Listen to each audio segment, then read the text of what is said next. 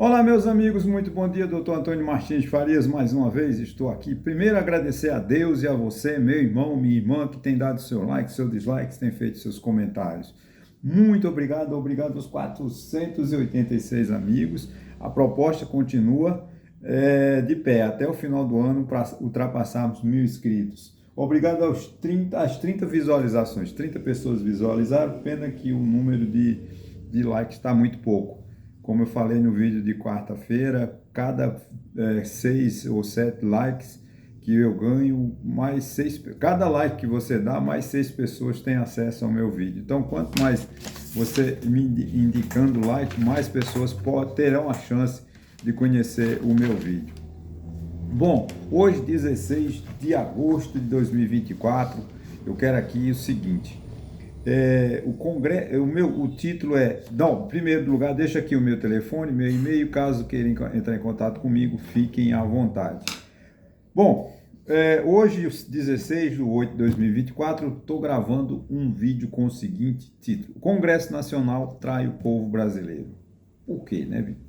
Acompanhando o dia a dia do Congresso Nacional e lendo o artigo, né, do economista Felipe Salto, que foi publicado ontem no jornal Estadão, ou seja, de 15 de 8 de 2024, cujo título é A Bola de Ferro no Pé da Fazenda.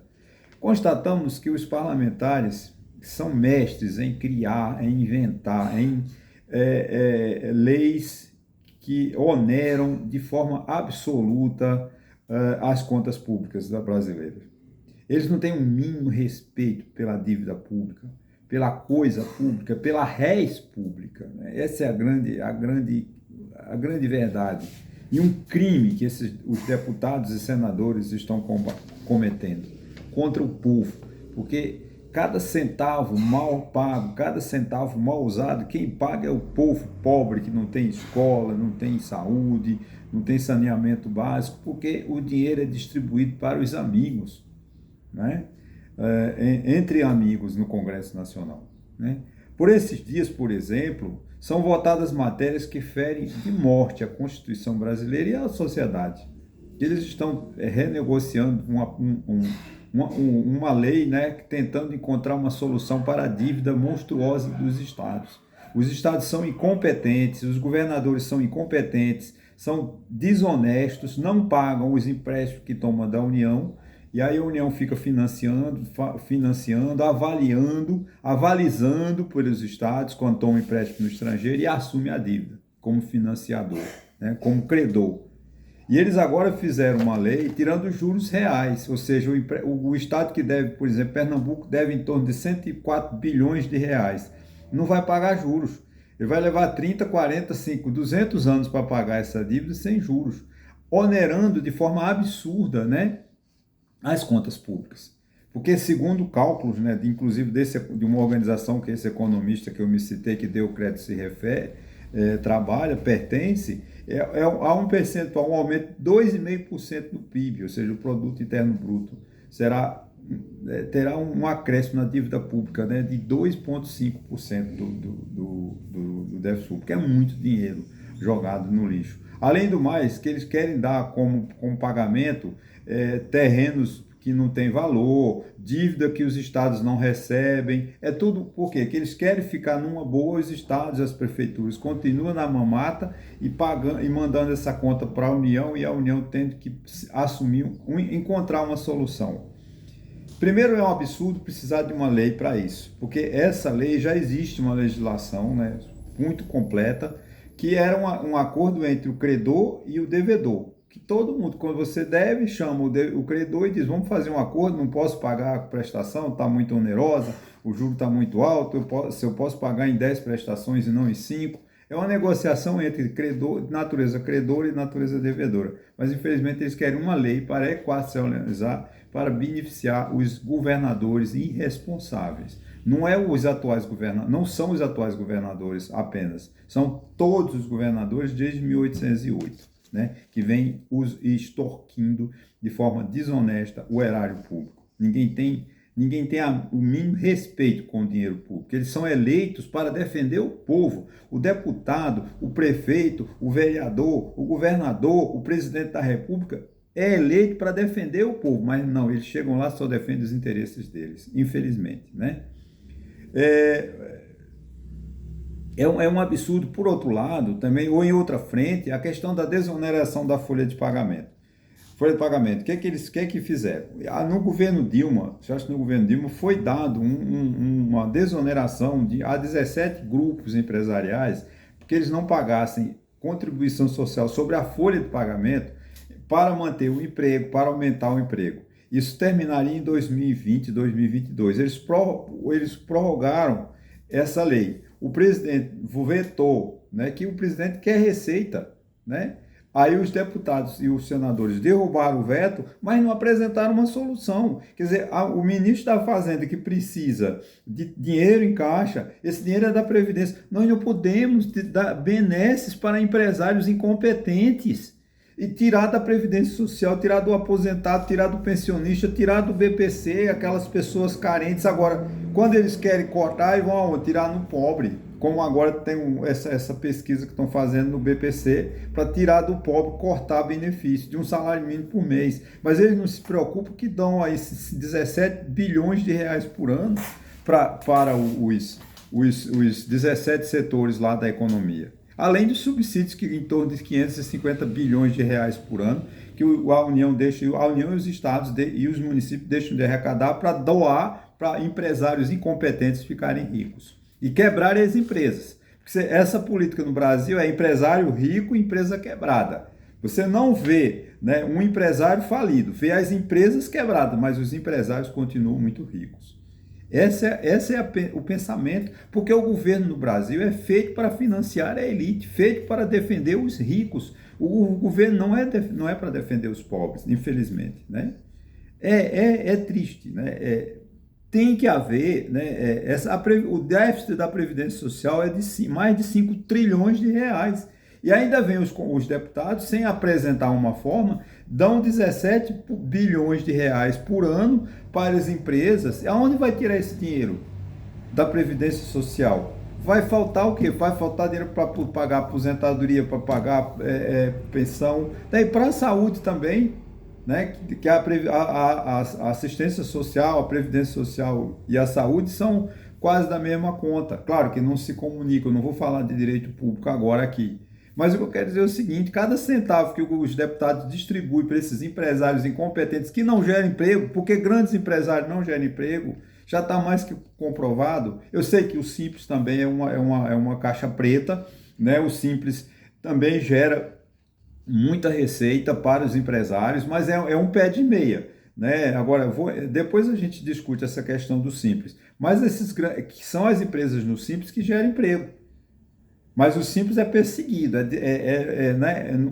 não é. Mas mesmo assim, os grandes empresários é que recebem maior benefício. O BNDES empresta com juros subsidiado. O agronegócio recebe 475 bilhões por ano dos cofres públicos para financiar a safra. Ele não põe um centavo do empresário. O empresário brasileiro do agronegócio é bilionário, mas não põe um centavo dele para financiar a safra. Tem o governo que financiar. Então, gente, é uma coisa absurda. A gente tem que discutir isso. Ah, Antônio, você é um comunista. Não é questão de comunista, é uma questão de você defender o que é correto.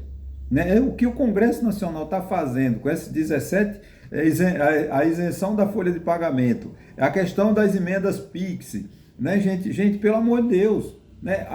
E o que determina a lei? A lei determina que para você criar uma despesa tem que apresentar uma fonte de receita. Ora, eles deram 17 bilhões de reais para o setor, para não pagar a folha, para não onerar a folha de pagamento. Da onde tira esses 17 bilhões? Vão tirar da receita da Previdência, do trabalhador, porque o empresário não recolhe, quem vai recolher, o pouco que recolhe do trabalhador ainda tem que pagar para o empresário ficar rico.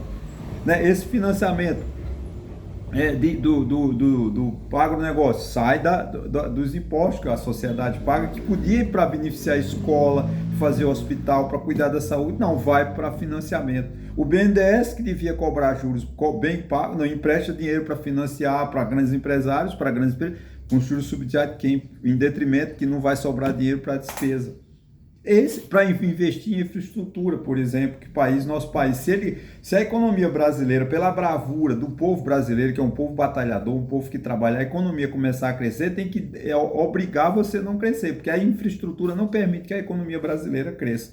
Se a economia brasileira crescer mais de 5% ao ano, haverá um colapso no sistema, como houve em 2008, com relação à falência do governo Fernando Henrique Cardoso, que a economia cresceu, mas ele não investiu em infraestrutura de energia. O que aconteceu? O grande colapso no sistema energético, onde tivemos que fazer aqueles rodízios, acender luz só uma vez por dia, né? O chamado pacote, né?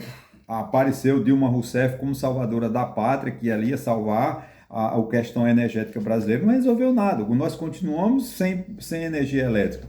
Claro que tem usinas térmicas, mas essas usinas térmicas são usinas que precariamente, queimando combustível, aumentando a poluição, não foi feito nada, né? Tem as regiões eólicas, as energias aqui no Nordeste, mas só isso não basta, é preciso mais investimento. Por que não se tem investimento? Porque o dinheiro é canalizado para deputados e senadores traírem o povo brasileiro e mandando benesses para os seus colegas, para os seus financiadores de suas campanhas. Essa é a grande verdade. E por fim, né, uma coisa absurda, né, o Congresso Nacional, que cria, aprova, né, e fiscaliza as leis, é o principal a desrespeitar. Porque o Congresso Nacional, quando está criando uma despesa sem apresentar receita, desrespeita. Quando eles insistem em fazer falcatruas com as emendas PIX, que são as emendas que são destinadas para governadores, prefeitos, sem ter o prefeito dizer para onde vai gastar, quanto vai gastar e quem mandou, né? Eles querem na mutreta, mas isso fere o princípio do artigo 37 da Constituição, que é o princípio da publicidade, o princípio da impessoalidade. Ora, eu pego 50 bilhões de reais, vocês vejam o que é um absurdo, né? Nós estamos numa situação muito difícil. Nós pegamos 50 bilhões de reais para o presidente da Câmara e o presidente do Senado distribuir para os amigos, de forma, não é isonômico, ele não tem o princípio, desrespeitando o princípio, primeiro o princípio da publicidade, que ele não diz quem mandou e como gastou, né? Princípio da eficiência, tudo lá no artigo 37 da Constituição. Né? O princípio da isonomia, ele não está distribuindo recursos de forma igualitária. O que diz a lei? Tem que distribuir os recursos públicos, tem que ser distribuído de forma igual, isonômica para para todas as pessoas receberem investimento. Ora, tem uma cidade, como vou usar um exemplo, da cidade de Taquaritinga do Norte, que tem mais ou menos 30 mil habitantes, mas só num distrito tem em torno de 6 ou 7 mil concentrados. Né, que é um município, acho que é ou 12 mil, não me lembro, que é o distrito de Pão de Açúcar.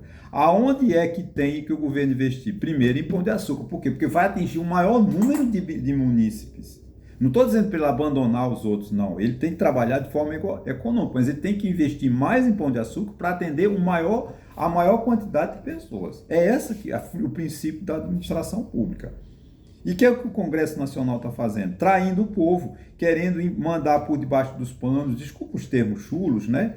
Mas é isso mesmo, para você entender. Mandando 50 bilhões. E o que acontece? Esses 50 bilhões é como se o Congresso Nacional governasse, que ele não existe um parlamentarismo no Brasil.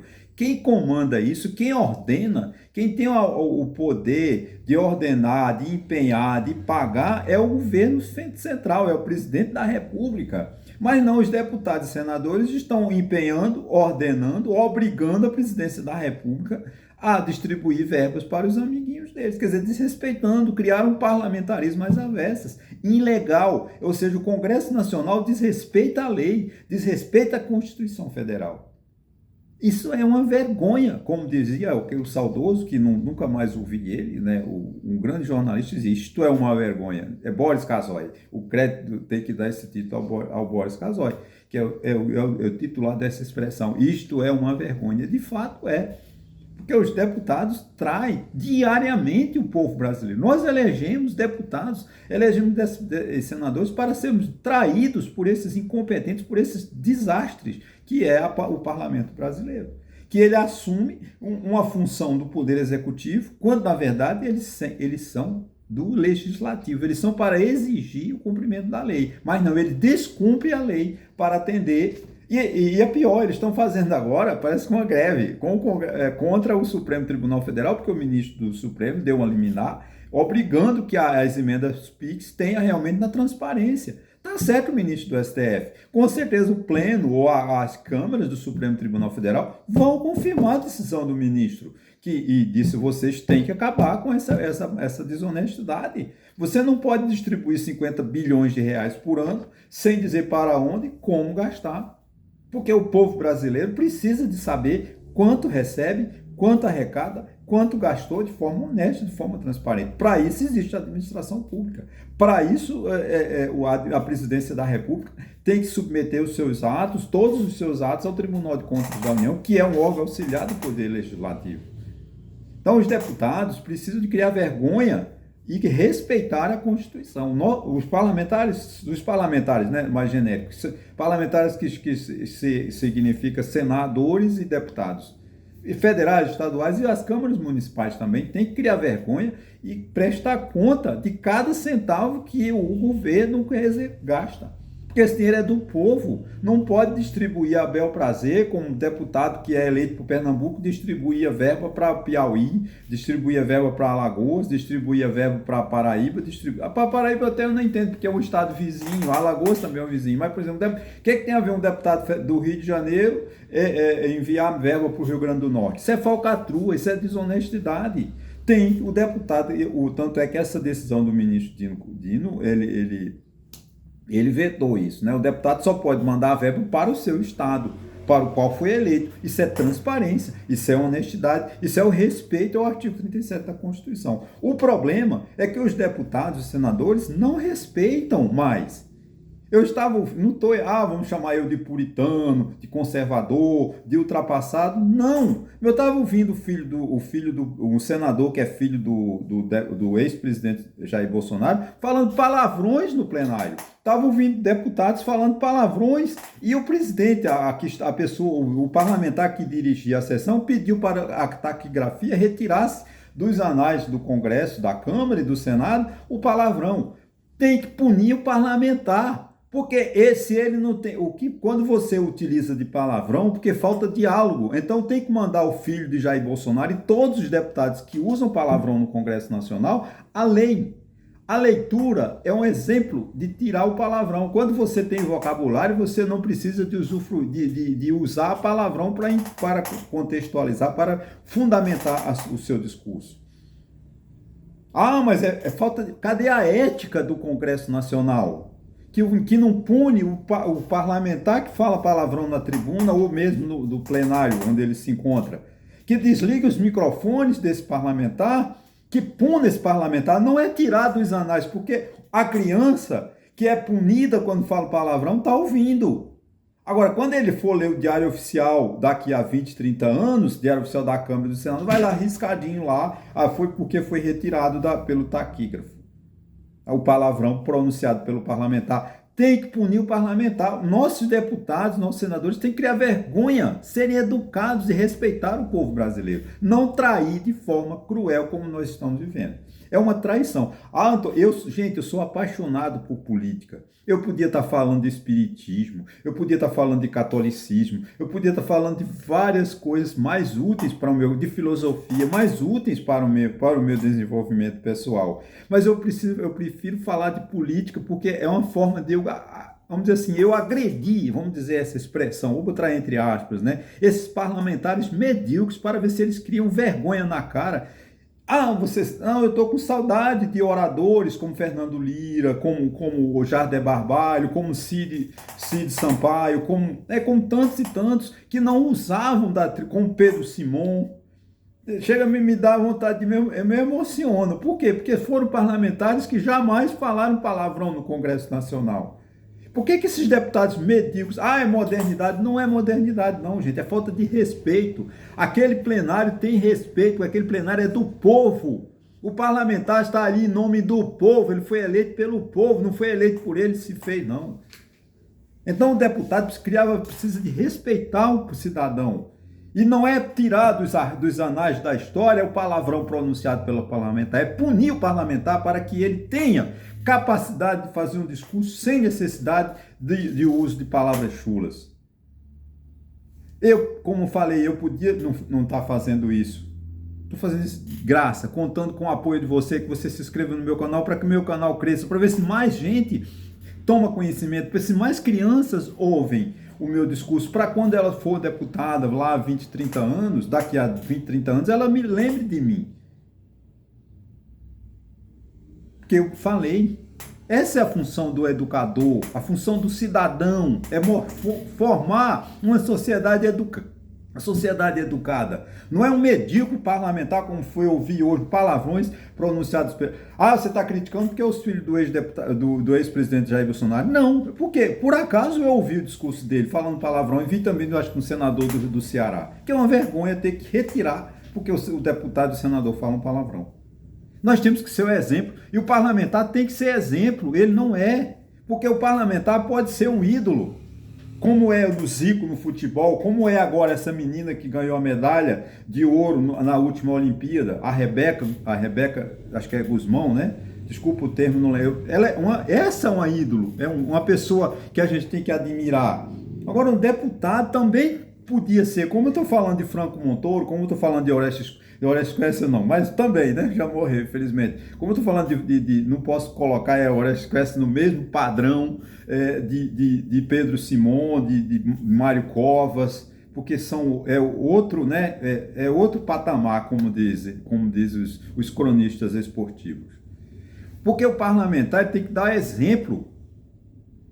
O exemplo não é só, além de não falar palavrão, respeitar o ordenamento jurídico, respeitar a Constituição, respeitar as regras. Se você não está satisfeito com o que você ganha, desista de ser deputado, continue no seu ramo empresarial, viva no seu estado, mas não vá para Brasília fazer falcatruas, envergonhar o povo brasileiro. Fica a minha mensagem. Ok, gente? Olha, muito obrigado. Desculpa o desabafo, porque, como eu falei, eu sou político, eu adoro política, eu podia estar falando de outra coisa, podia estar crescendo como ser humano, mas eu preciso de divulgar essas mensagens para ver se as pessoas acordam. O político, o eleitor, precisa de cobrar do parlamentar a honestidade, a transparência. Ok, gente? Olha, muito obrigado e até a próxima.